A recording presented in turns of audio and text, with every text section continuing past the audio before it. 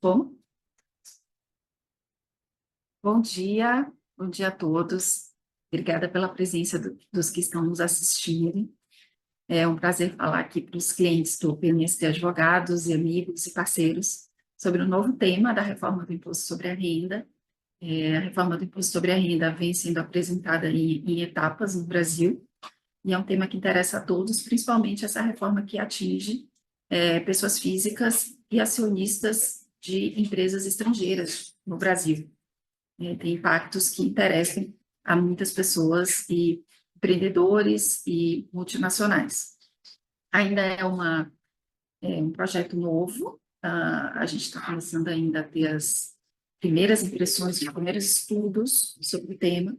Ontem mesmo saiu uma análise, um estudo importante na Folha de São Paulo sobre os resultados desse CPL, se ele for aprovado. Então, eu peço a vocês que vejam essa apresentação ainda como primeiras impressões sobre esse projeto de lei que recebeu o número de 1087, começou a tramitar no dia 18 de março no Congresso Nacional. Ainda, com certeza, vai sofrer alterações no Congresso Nacional, isso, claro, se for ser aprovado. A gente observou nos últimos anos algumas iniciativas aí de tributar dividendos que acabaram não sendo aprovadas, então é um tema que também causa muita rejeição por parte de alguns grupos e que não se pode garantir que vai ser aprovado, mas se for, acredito que ainda vai ser objeto de ajustes e aprimoramentos. Então, vamos falar dessas primeiras impressões e depois ouvi-los e eventualmente esclarecer dúvidas, aquelas que puderem ser esclarecidas. A reforma do imposto sobre a renda no Brasil enfrenta um contexto complexo e desafios complexos. Então, acho que antes de entrar na análise do projeto propriamente dito, e eu vou explicar para vocês como o projeto busca implementar essa nova tributação, eu acho que é importante, sim, a gente falar um pouco sobre o contexto no qual ele está inserido e que acaba exigindo mudanças mesmo na legislação. Existe uma percepção na sociedade de uma injustiça na tributação do imposto sobre a renda por vários motivos. Se vê a tributação da renda no Brasil como algo injusto e que tem distorções e que gera desigualdades, né?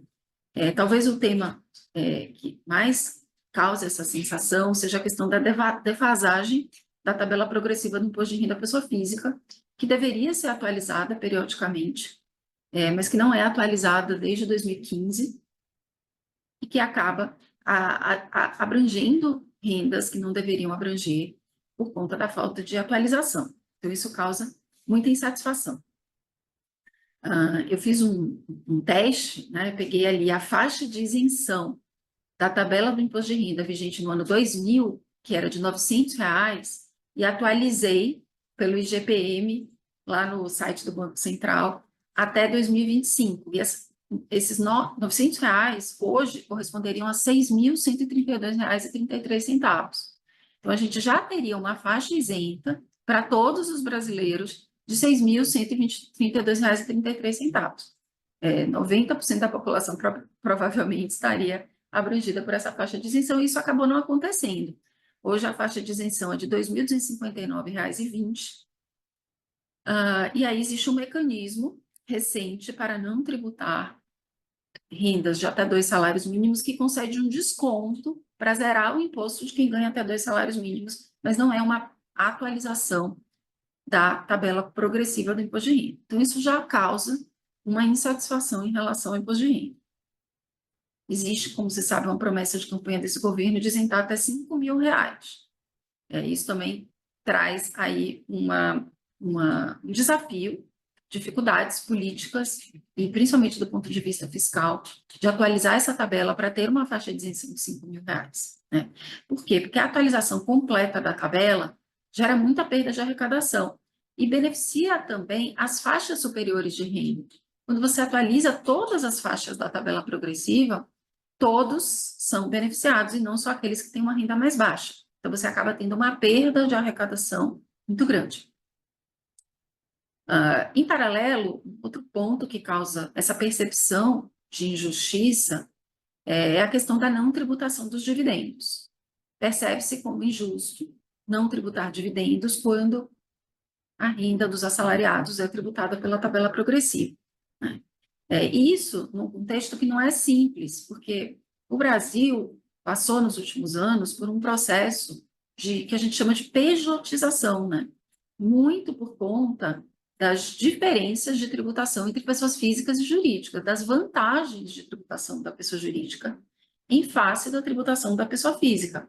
Então, o que deveria ser uma tributação de pessoa física, uma tributação de um profissional liberal, de um advogado, de um médico, de um dentista, todas essas pessoas se organizam como pessoas jurídicas para terem uma tributação mais vantajosa e os dividendos isentos, não apenas os dividendos isentos, mas uma tributação muito vantajosa ali no Simples Nacional e no lucro presumido, e acabam pagando muito mais do que essas mesmas profissões quando estão no âmbito de um trabalho assalariado. Então, fazendo um comparativo, um profissional liberal, um advogado que é CLT, por exemplo, se ele ganha 20 mil reais líquidos, ele paga cerca de 5,9 mil reais de imposto de renda. E se ele constitui uma PJ e presta serviços no Simples Nacional, ele paga 900 reais. E a tributação ela não deveria causar esse tipo de distorção. A tributação, na melhor técnica, ela deve ser neutra. Ela não deve tributar duas atividades só por uma escolha tributária de uma forma tão discrepante. Mas o fato é que essa pejotização é algo que cresceu no Brasil, que foi validada pelos tribunais superiores, pela jurisprudência, e a gente tem que conviver com ela. Então, existe essa percepção de injustiça na tributação. A gente tem uma progressividade, uma tabela progressiva que vai até 27,5%, mas que não atinge a todos. Então, é um desafio muito grande se reduzir esse contexto de regressividade da tributação da renda. Como é que a gente fala de regressividade se a gente tem a progressividade da tabela? Uma tributação regressiva é uma tributação em que, em algum momento, as alíquotas começam a cair. Então, a gente observa estudos demonstram, há muitos estudos nessa linha, de que as rendas mais altas no Brasil, elas estão sujeitas a uma tributação muito mais baixa. Então, a tributação, ela vai, de fato, crescendo para quem ganha até 16 mil reais, e, de repente, ela começa a reduzir a tributação efetiva e cai muito para as faixas de rendas mais altas. Então, o desafio é reduzir essa regressividade, isentar até 5 mil reais, como prometido, e sem impacto fiscal. Não pode gerar perda de arrecadação e também não pode, politicamente, gerar um aumento de arrecadação, porque existe uma indisposição muito grande para aumento de arrecadação no Brasil, que é um país que já tem uma alta carga tributária. Então, é um problema complexo, né? Existe uma fala famosa que diz que para todo problema complexo existe uma solução simples, elegante e errada. Qual seria a solução simples e elegante para esse problema complexo do qual nós falamos? Entendo que seria tributar dividendos simplesmente, reduzir a alíquota do IR da pessoa jurídica e mexer nos regimes simplificados de tributação. Mas isso se mostra muito complexo numa realidade de pejotização, como falamos, em que existe uma parcela muito grande ali da classe média e até da classe média alta que se beneficia desses regimes e que a ideia não é onerar ainda mais uma classe média que já enfrenta uma tributação muito alta. No âmbito da tributação dos dividendos, e é importante falar isso porque o novo projeto ele traz tributação de dividendos, para que os dividendos fossem tributados no Brasil, a gente precisaria reduzir as alíquotas do IRPJ e da contribuição social, que já são exigidas nominalmente em patamares relativamente altos. Então, a gente já tem uma tributação nominal do lucro da pessoa jurídica de, como regra geral, 34% para pessoas jurídicas com atividades em geral, 40% para seguradoras e 45% para instituições financeiras. Então, essa alíquota nominal ela já é bastante alta. Para tributar dividendos, a gente precisaria diminuir essas alíquotas. Então, dividir essa tributação. Ao invés de a gente ter uma tributação de 34%, a gente teria 20% na PJ e 15% nos dividendos. Mas voltamos à questão fiscal. Baixar alíquotas e tributar dividendos pode gerar e deveria gerar uma perda de arrecadação a curto prazo. Né? Então, grandes empresas, grandes pagadores de tributos, Petrobras, Vale do Rio Doce, as maiores empresas brasileiras já pagam esses 34% quando o lucro é apurado. de um ano para o outro, você reduzir de 34% para 20% e tributar os dividendos, faria com que essas empresas provavelmente retivessem dividendos e não os distribuíssem, porque nós sabemos que há várias formas de remunerar o acionista que não é via dividendos, né?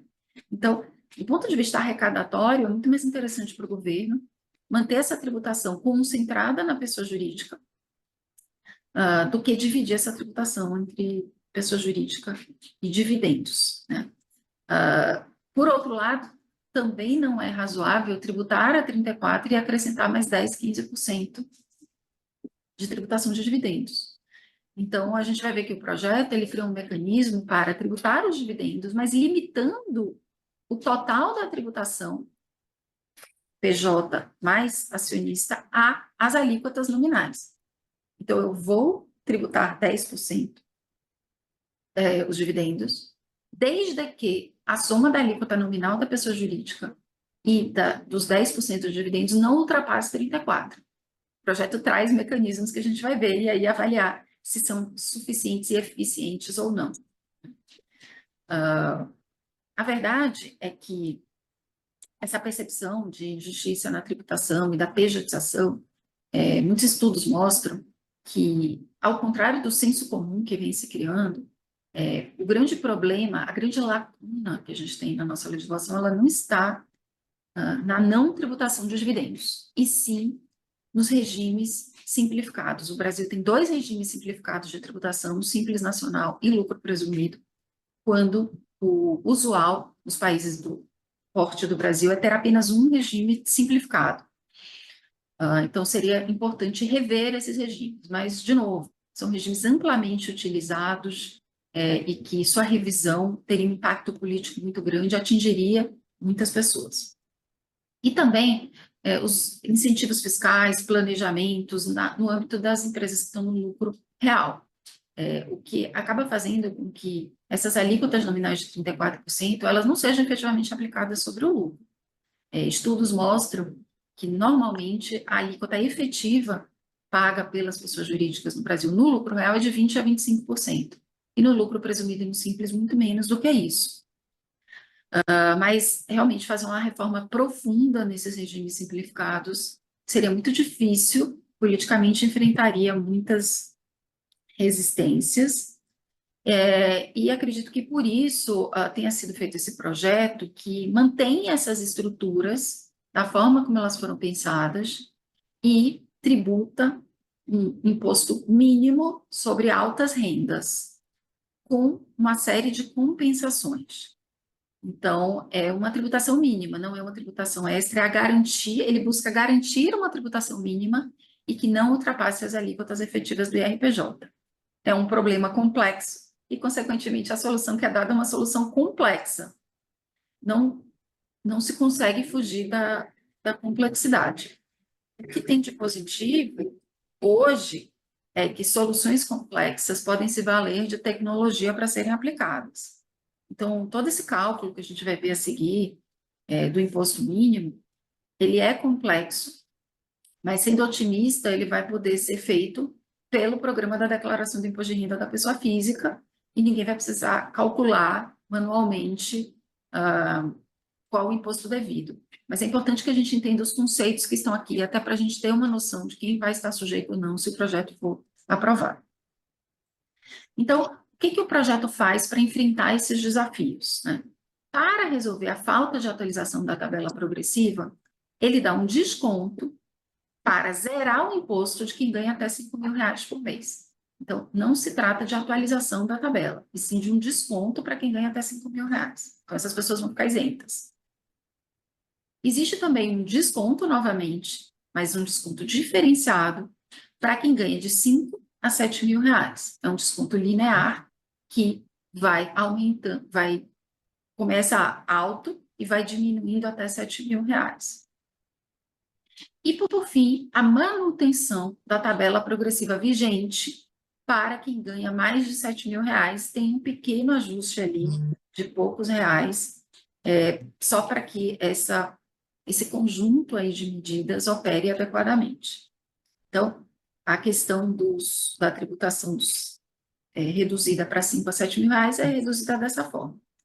E para tributar dividendos e compensar essa perda de arrecadação e tributar as altas rendas, cria-se um imposto de renda na fonte sobre dividendos pagos ao exterior com alíquota de 10%. Isso tem uma série de implicações que a gente vai precisar explorar. Com possível crédito, a ideia é também não tributar as multinacionais que estão no Brasil com alíquota efetiva maior do que 34%. Eu vou falar aqui sempre de 34%, mas vocês pensam que para a seguradora é 40% e para a banca é 45%. Então, é manter essa tributação nominal limitada a 34%. É criado um mecanismo para dar um crédito. O IR-fonte sobre rendimentos pagos a residentes no país que superem 50 mil reais no mês, pagos por uma mesma empresa pagadora. Esse IR-fonte é antecipação do devido na declaração de ajuste anual e apurado de acordo com as regras do imposto de renda da pessoa física mínimo. A terceira medida é a criação do imposto sobre a renda da pessoa física mínimo, anual para altas rendas. E essa é uma tributação progressiva. Então, não é uma tributação de 10%. Para quem ganha 600 mil reais e 1 centavo, ela vai ser de 0,001% no mínimo. Isto é, se essa pessoa já não tiver pago este 0,001%, chegando a 10% para quem ganhar acima de 1.200.000 reais anuais e que não tenha pago pelo menos 10%, limitado a esses 10%. Parece complexo, é um pouco complexo, mas a gente vai ver o passo a passo de como fazer essa apuração. E, por fim, a manutenção das alíquotas do IRPJ e da contribuição social, com uma tributação de dividendos limitada a essas alíquotas nominais. Então, os desafios ali que a gente identificou no começo, eles foram endereçados por essas medidas. Não tributar dividendos indiscriminadamente, não criar uma tributação em cima dos 34 adicional, né?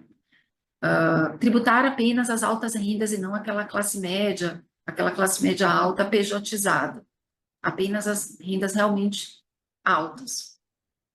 Esses desafios foram endereçados. A questão é saber, a forma como eles foram endereçados é adequada, é correta, vai funcionar, causa outras discrepâncias, outras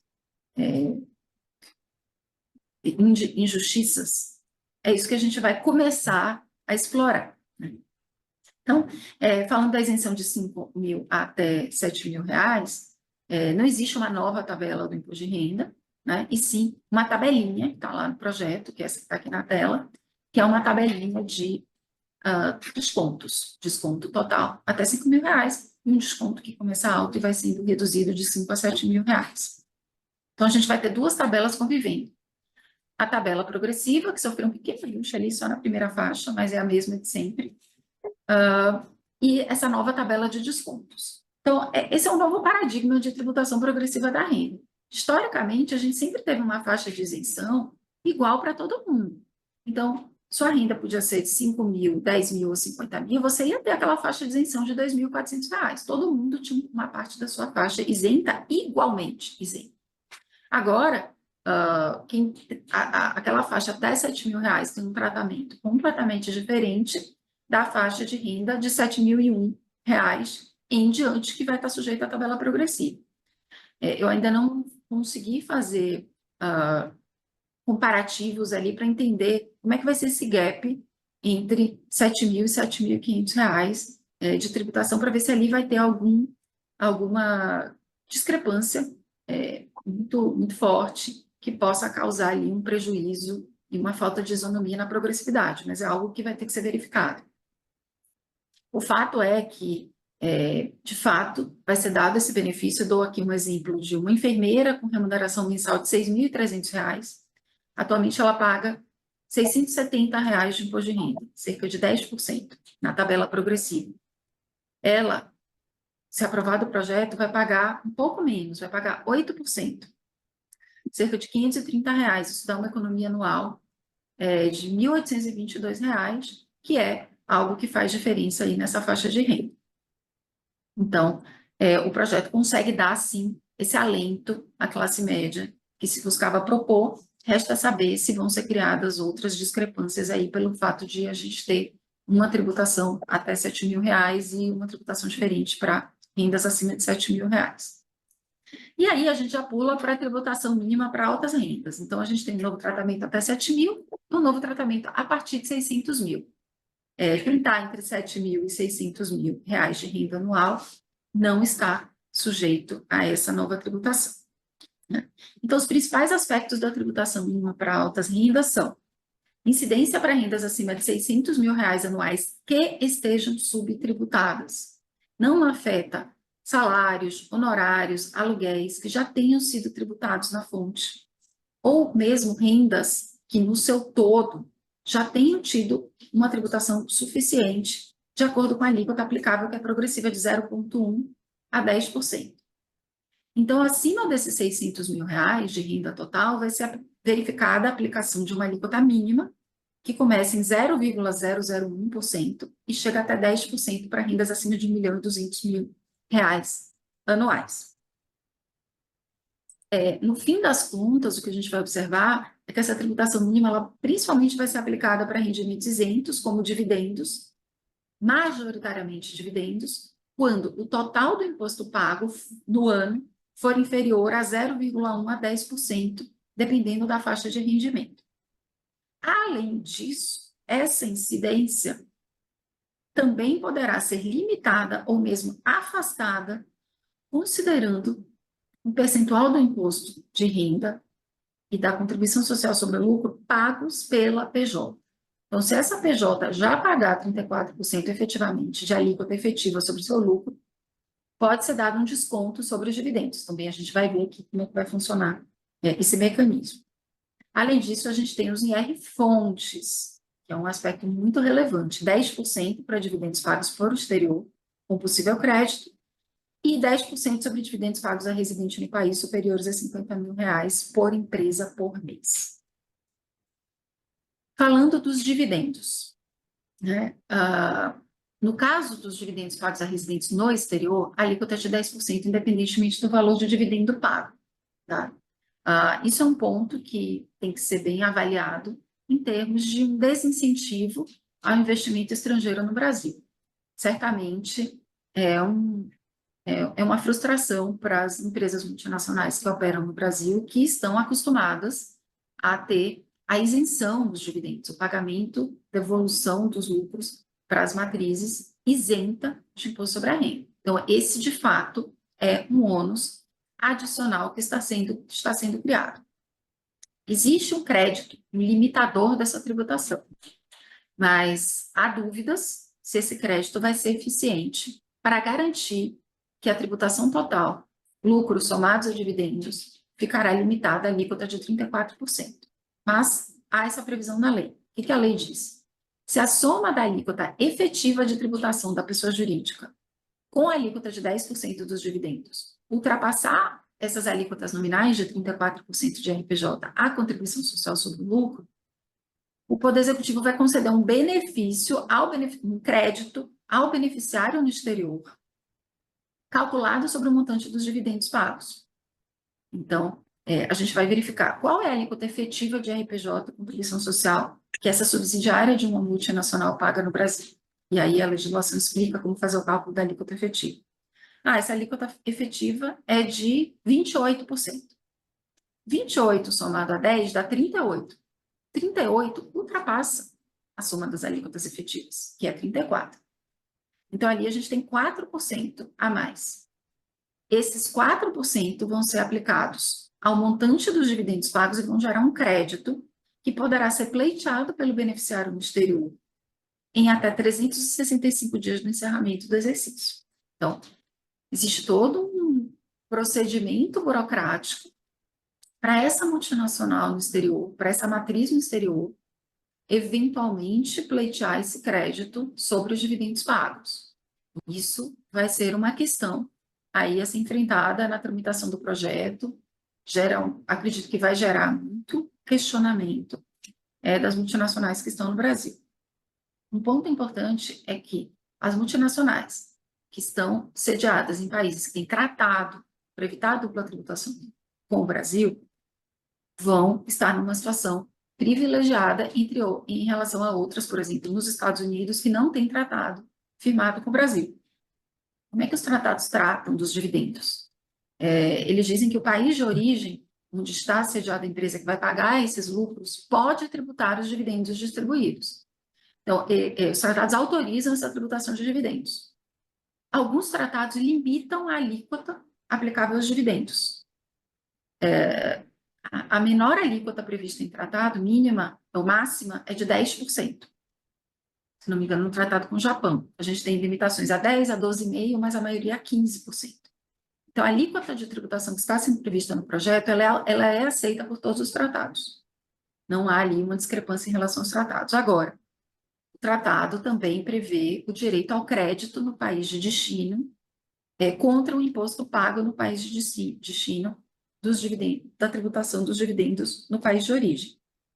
Então, tudo isso beneficia matrizes em países que têm tratado firmado com o Brasil para evitar dupla tributação e talvez incentive outros países a também firmarem tratado com o Brasil.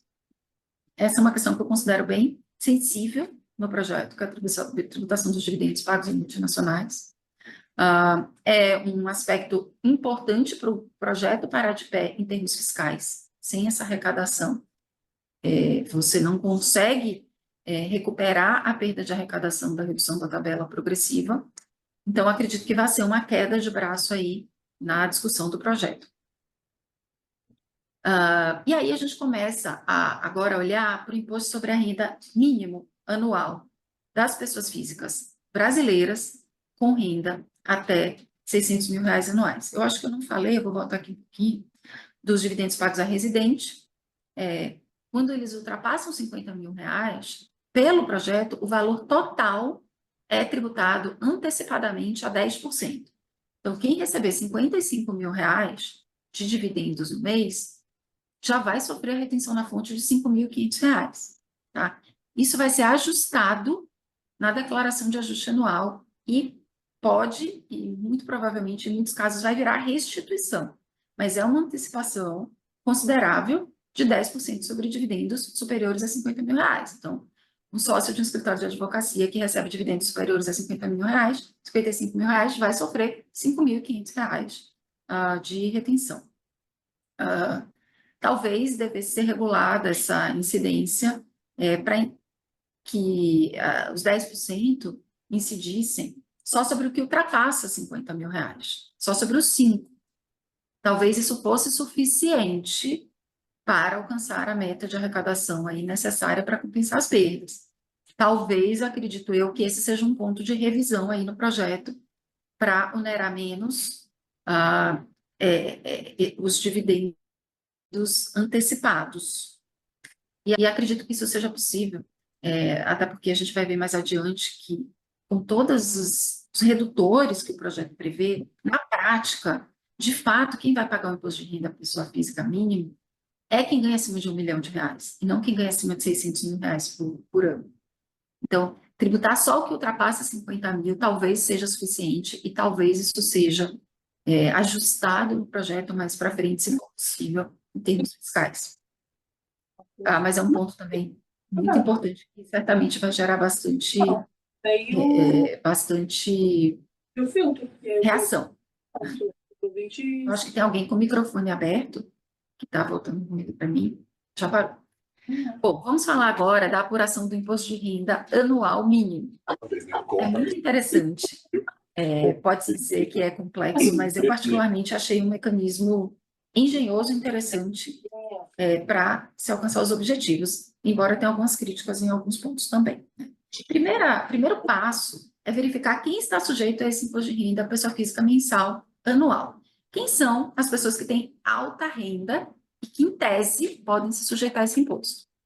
Vai se fazer para isso uma soma de todos os rendimentos recebidos no ano calendário no ano e verificar se essa soma ultrapassa R$ 600 mil.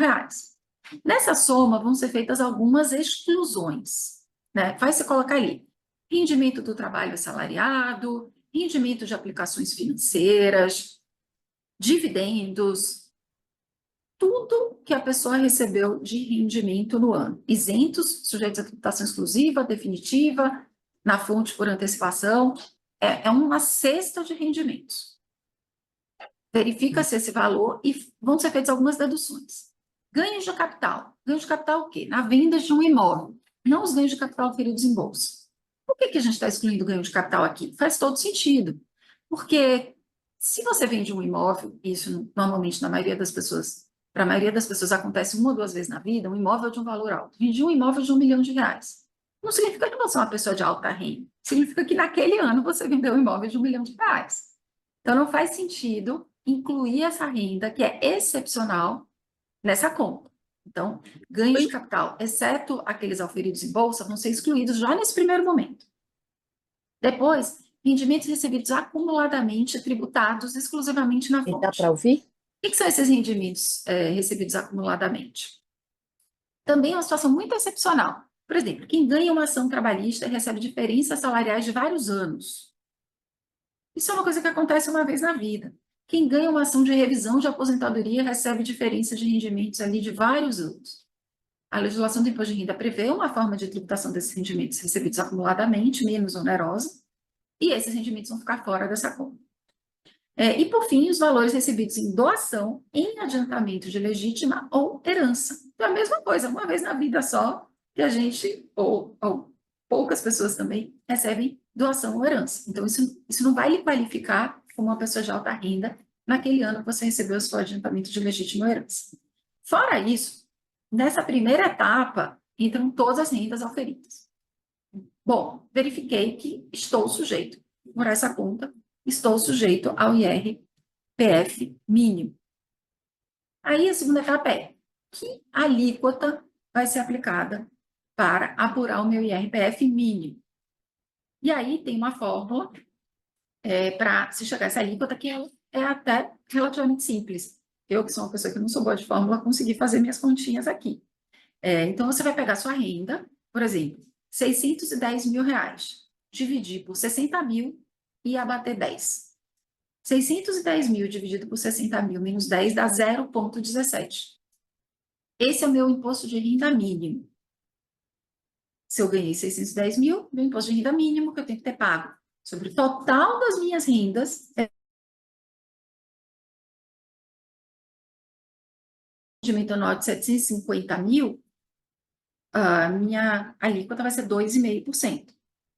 E se eu tenho um rendimento anual de R$ 1 milhão, a minha alíquota vai ser 6,75%. Chega em 10% em R$ 1.200.000 e ali se mantém 10% para todas as rendas acima disso. Essa é a alíquota. Ainda não significa que eu vou pagar esse imposto. Porque aí vem a terceira etapa. Sobre que base eu vou aplicar essa alíquota? Eu vou fazer novas exclusões da base. A alíquota já está fixada, e eu vou fazer novas exclusões da base, porque aquela cesta era muito grande. Eu vou excluir rendimentos auferidos em contas de depósito de poupança, indenização por acidente de trabalho, danos materiais ou morais, ressalvados os lucros cessantes, aposentadoria por acidente de trabalho e moléstia grave, e, por fim, os títulos e valores mobiliários isentos, o CRA, o CRI, os fundos de investimento imobiliários, que se tornaram muito populares no Brasil nos últimos anos. Então, todos esses rendimentos isentos de títulos e valores imobiliários vão ser excluídos da base. Minha alíquota está fixada, mas a minha base vai ser menor. Vou, então, aplicar a minha alíquota. Significa que eu vou pagar necessariamente esse imposto? Não. Por quê? Porque se eu já tiver pago imposto sobre todos os rendimentos que eu coloquei na minha cesta, de 1,2%, 1,2% no caso de... Não, vamos dizer, minha cesta é de R$ 750.000. Se em toda a minha cesta eu já tiver pago 2,5%, eu não vou pagar mais nada. Então, para isso, eu tenho que ver quanto que eu paguei sobre toda a minha cesta. Eu vou somar o IR apurado na declaração anual, eu vou apurar o IR exclusivo incidente sobre os rendimentos que já foram incluídos, então todos os meus rendimentos financeiros, vou somar. IR sobre rendimentos do exterior e offshores. IR sobre qualquer outro rendimento que tenha sido computado na base. Então, eu vou pegar a minha cesta de rendimentos e a minha cesta de imposto. Tudo que eu paguei. E mais, eu ainda posso ter um redutor baseado no percentual de R e contribuição social pago pela pessoa jurídica que me pagou os dividendos. Tá?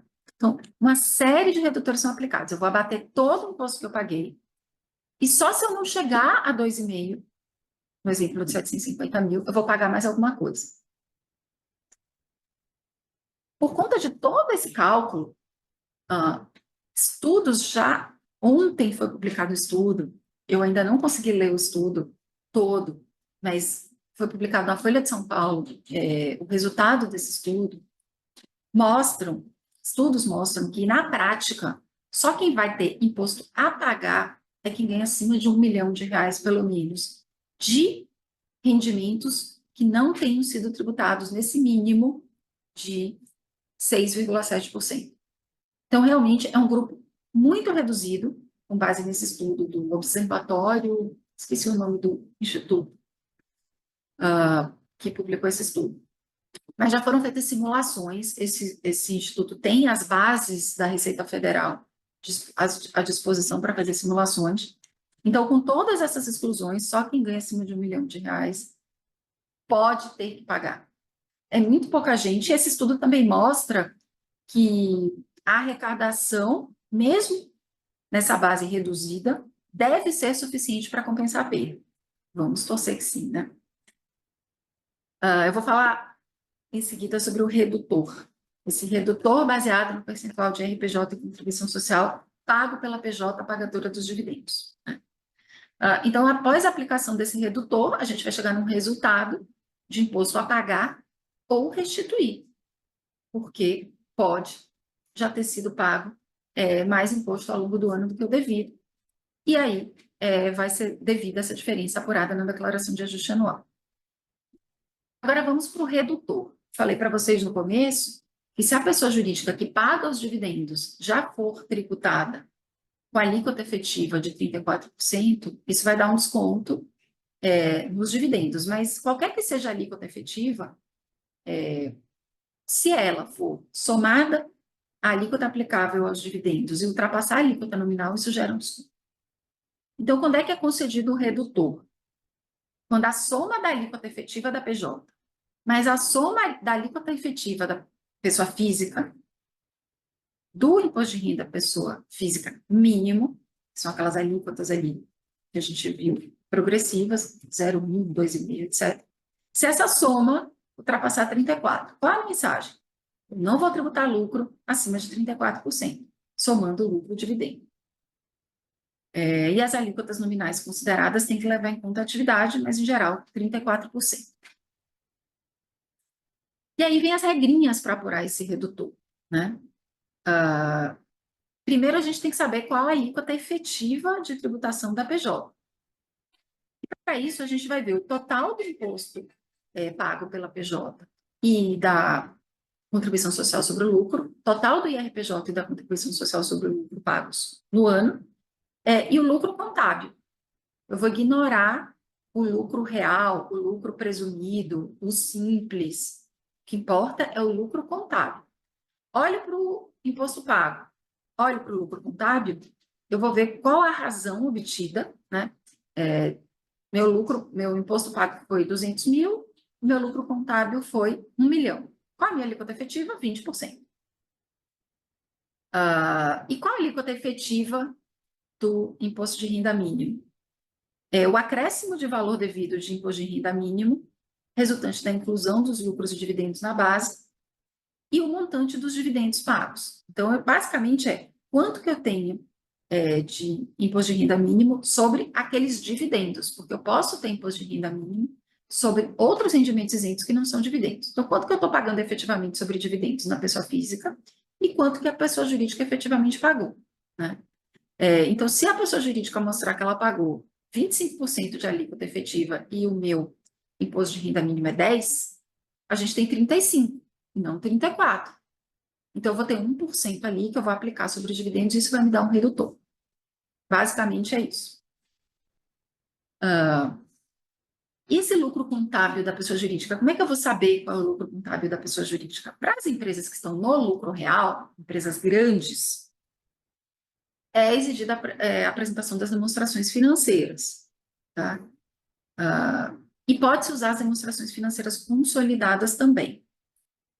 Isso, obviamente, é algo muito complexo para uma pessoa física calcular, mas o projeto prevê que a Receita Federal, que é a última linha desse slide, poderá fornecer esses dados e calcular o valor do redutor na declaração pré-preenchida do IRPF, a partir das informações prestadas pelas pessoas jurídicas pagadoras dos lucros e dividendos. Então, entendo que essa é a única forma desse redutor funcionar quando a gente está falando de empresas tributadas pelo lucro real. A Receita Federal tem tecnologia suficiente para identificar qual a alíquota efetiva e para já dar o redutor direto na declaração de ajuste anual. Isso tudo depende ainda de regulamento, de instrução normativa a ser editada sobre o tema. E para as pessoas que não estão no lucro real, a maioria, grande maioria das empresas brasileiras que distribuem dividendos não está no lucro real, está no lucro presumido e no Simples Nacional. É oferecido pelo projeto um cálculo simplificado do lucro contábil. Então, ela pode usar as demonstrações financeiras ou ela pode fazer esse cálculo simplificado, que é o faturamento do ano, reduzido de folha de salários, preço de aquisição de mercadorias, matéria-prima, aluguéis de imóveis, juros sobre financiamento, depreciação de equipamentos, etc. Tá? Mas esse mecanismo também é um mecanismo controverso. Empresas muito pequenas, que estão no lucro presumido, que estão no Simples, vão ter alguma dificuldade de fazer esse cálculo da alíquota efetiva, para eventualmente obter o redutor para ser aplicado nos dividendos. O que se diz? O que o governo diz e que alguns estudos comprovam? Que na prática esse desconto vai ser concedido em muito poucas situações. Por quê? Lucro real e lucro presumido e simples, de fato, não tributam com alíquotas efetivas que alcançam 24% a 25%, para chegar ao ponto de somadas as alíquotas do IRPF em ultrapassar 34%. E no lucro real, os estudos mostram que as alíquotas efetivas costumam ser entre 20% e 25%, a maioria 20%. Mas o mecanismo é oferecido para demonstrar que não estamos tributando em excesso a 34%. Bom, esse é o mecanismo. Agora, questões polêmicas são muitas, né? Já se começa a fazer uma série de críticas ao projeto, a gente precisa realmente se debruçar sobre ele. A primeira crítica que se faz é sobre essa convivência de tratamentos diferentes. O grupo até 5 mil, o grupo até 7 mil, o grupo acima de 7 mil, cada um tem um tratamento diferente. Isso para de pé? Isso é sustentável? Isso está de acordo com o princípio da progressividade? A gente sempre teve uma única progressividade para pessoas físicas, né? Agora, a gente também não pode deixar de pensar que essa única progressividade para as pessoas físicas foi criando o quê? Pejotização do outro lado, onde não havia progressividade. Mas acredito que esse vai ser um desafio aí para a gente identificar se essa nova progressividade atende ao princípio constitucional da progressividade, que a gente está acostumado a pensar na doutrina do direito tributário, ou se existe aí alguma inconstitucionalidade. Distinção de tratamento conforme tipos de renda, né? Quando a gente faz exclusões daquele bolo de rendimentos, quando a gente exclui, por exemplo, os rendimentos financeiros, primeiro a gente está dando um tratamento diferenciado. Então, quem tem renda só de dividendos vai ter um tratamento e quem tem sua renda dividida entre dividendos e fundos de investimento isentos vai ter outro tratamento. O quanto que isso funciona e é válido? É uma pergunta a se fazer, né?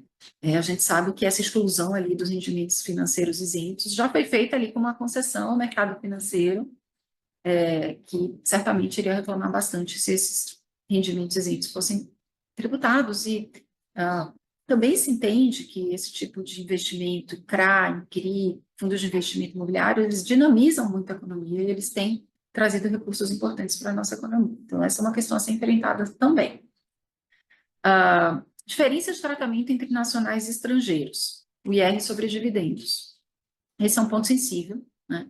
No caso do IR pago, sobre dividendos para o exterior, ele incide sobre qualquer valor. No caso do IR sobre dividendos pagos a residentes no Brasil, ele só incide para dividendos superiores a R$ 50 mil. Né? Existe uma tradição de se buscar, na nossa legislação, dar um tratamento isonômico entre residentes fiscais e não residentes. Busca-se isso, mas na prática nós temos tratamento diferenciado. Um exemplo básico é que o rendimento do trabalho pago a residente está sujeito à tabela progressiva e a não residente está sujeito a uma alíquota única de 25%. A gente não tem tabela progressiva para rendimentos pagos a não residentes. Mas isso, sim, tem sido objeto de críticas, esse tratamento diferenciado, e pode ser que levante aí questionamentos na tramitação do projeto. Um outro ponto também muito sensível é a questão da tributação nas holdings patrimoniais. As holdings não pagam IRPJ e contribuição social, porque elas só recebem dividendos já tributados nas suas subsidiárias.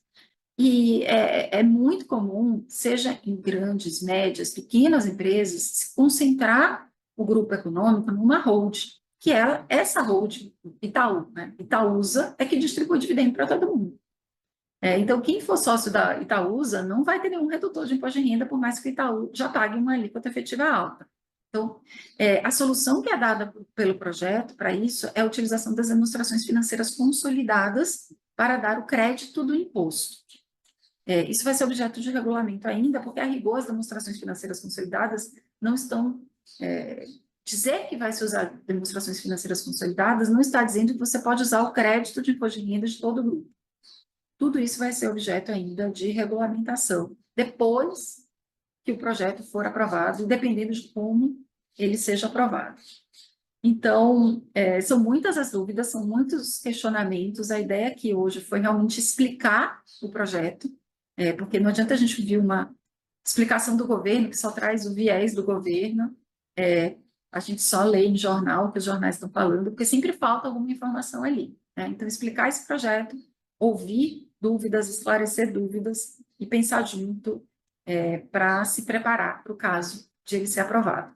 E agradeço a atenção de todos e fico aqui aguardando eventuais perguntas e opiniões também, que eu acho que são sempre bem-vindas.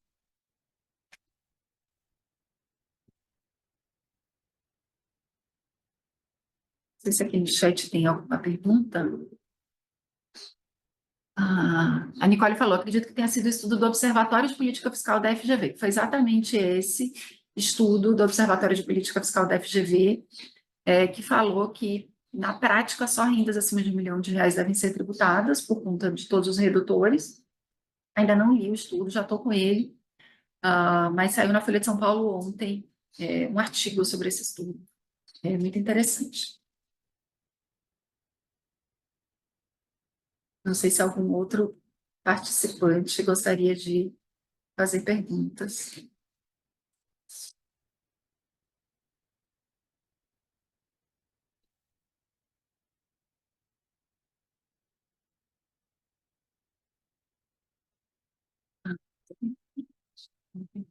Chat.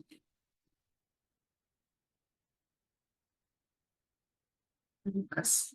Obrigada pelos esclarecimentos. Gostaria de sua opinião sobre o seguinte: de que forma a redução da base tributável do imposto de renda pode impactar a distribuição da carga tributária no Brasil, considerando que grande parte da arrecadação já provém de tributos indiretos?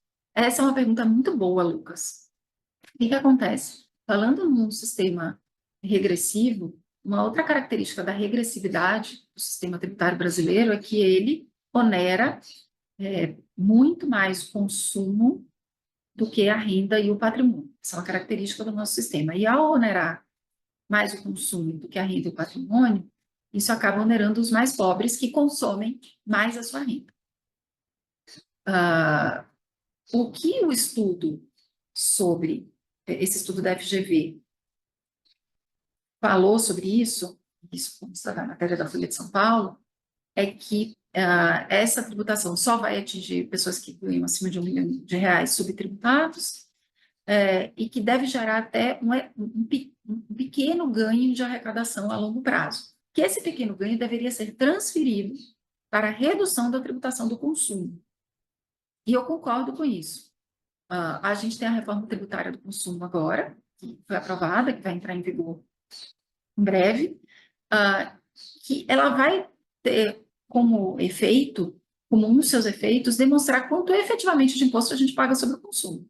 Que a gente não sabe, porque essa tributação é tão fragmentada, distribuída entre diferentes tributos, que na prática a gente não sabe quanto a gente paga sobre o consumo. A gente vai identificar agora, já no primeiro ano com a alíquota teste. Né?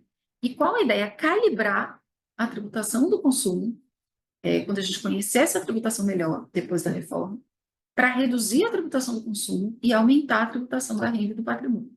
É isso que os países mais desenvolvidos fazem, menor tributação de consumo, menor tributação de renda e patrimônio, mas, claro, nas faixas mais altas, e que o Brasil deveria buscar também, mas não fazendo isso de forma aleatória, com base em estudos e com base principalmente em números reais da nossa economia, fazer isso aos poucos. Eu acho que esse projeto agora, ele é um projeto ainda muito limitado em termos de realmente tributar altas rendas, merece muitos ajustes, mas ele já abre espaço para essa discussão e para essa calibragem que a gente precisa ter.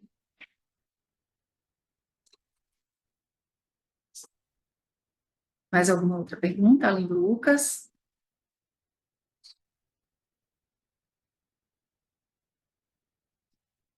Renato? Pode ser ouvido, vai? Eu acho que sim. Não sei se o pessoal vai ouvir bem, mas eu repito a sua pergunta. Para que o Brasil consiga ter total em associação ao OECD, é você vê o análise da reforma fiscal da República isso que impediria reconhecimento da associação plena do Brasil mais cedo ou apenas após a compleção de todas as etapas previstas na palestra. Eu acho que nessa conversa que o Brasil tem com a OCDE, né, que ela tem às vezes momentos mais intensos e outros menos para fazer parte da OCDE, o Brasil ainda não decidiu de forma muito clara se quer ou não ser parte da OCDE, porque isso também coloca o país numa situação às vezes menos privilegiada em algumas situações, mas a OCDE vai pontuando algumas questões que precisam ser resolvidas e ela vai observando se o Brasil está tomando medidas nessa direção. E eu acho que o Brasil tem tomado medidas nessa direção. A gente teve esse ano não apenas a reforma tributária aprovada, que é uma reforma bem vista pela OCDE, mas também uma lei nova para tributar o imposto mínimo das multinacionais no Brasil, né, que é uma norma idêntica àquela proposta pela OCDE. A gente também teve a adaptação da nossa legislação de preços de transferência às normas praticadas na OCDE. A gente também teve e está tendo ali um ajuste no IOF sobre operações de câmbio dentro das diretrizes da OCDE. E um dos pontos que a OCDE aponta é essa excesso de tributação do consumo no Brasil e baixa tributação das faixas mais altas de renda pelo imposto de renda. Então, eu acho que, a rigor, o Brasil está seguindo, pouco a pouco, as recomendações da OCDE, mas aí só o Brasil decidindo realmente entrar e fazendo seu pleito, a gente vai saber se é suficiente ou se isso só vai acontecer após a conclusão de todas essas medidas.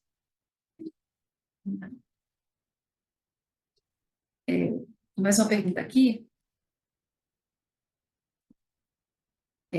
Como você avalia o risco de erosão fiscal por fuga de capitais diante do aumento da tributação sobre rendimentos mais altos? A polêmica em torno disso é exagerada ou esse risco deve ser estimado como provável pela Receita? Fuga de capitais diante do aumento da tributação sobre rendimentos mais altos. Essa sempre é uma preocupação, né? Como eu falei, eu acho que a questão da tributação dos dividendos com a alíquota de 10%, o Brasil já é um país bem complexo para se fazer investimento. Certamente vai ser um desincentivo ao investimento externo.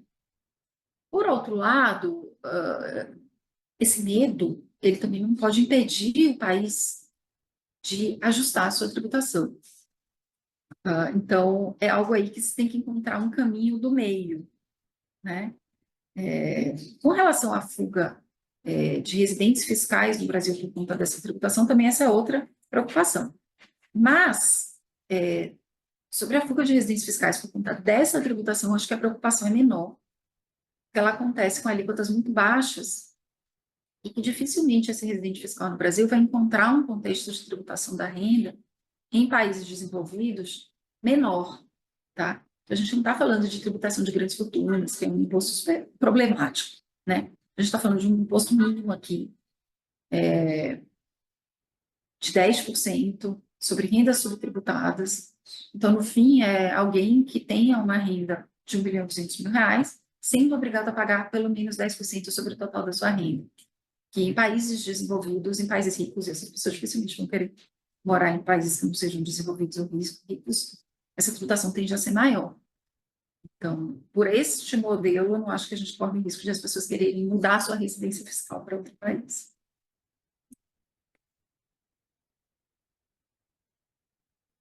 Mais alguma pergunta? Bom, a gente está chegando aqui ao final do tempo, que foi estipulado de 1 hora. Agradeço pelas perguntas que foram feitas, agradeço a audiência. A gente vai deixar esse material gravado. Quem quiser pode pedir que a gente envie o link de onde a apresentação vai ser salva, e também para quem não teve a oportunidade de assistir. Lembrando que são considerações aqui iniciais, então é importante sempre olhar para a data em que o material foi produzido, porque certamente a gente vai ter, como a gente teve no passado, substitutivos a esse projeto, mudanças, aprimoramentos, espero. Então, a gente precisa sempre renovar aqui as nossas análises. Obrigado a todos e um bom dia.